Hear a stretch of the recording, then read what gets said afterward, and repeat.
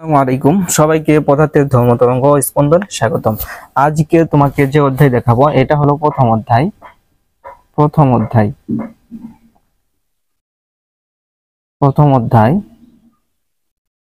এই অধ্যায়ের নাম হলো মহাকর্ষ। এই অধ্যায়ের নাম হলো মহাকর্ষ।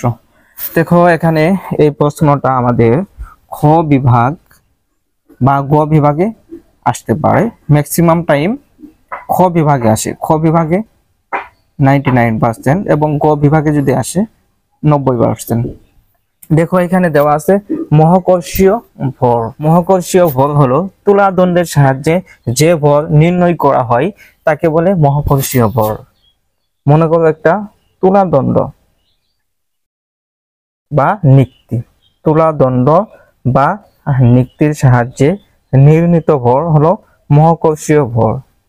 মনে করো এখানে একটা তুলা দণ্ড, এই তুলা দণ্ডের সাহায্যে যে ভর নির্ণয় করা যায় তা হলো মহাকর্ষীয় ভর। মনে করো এখানে 5 কেজি আছে, এখানে 10 কেজি আছে।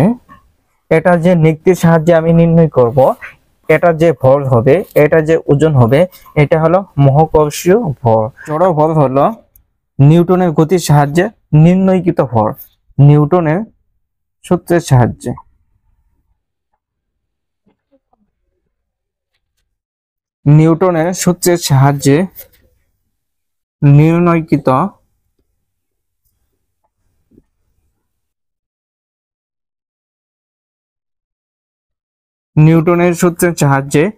নির্ণয়কৃত ভর হলো জড় ভর।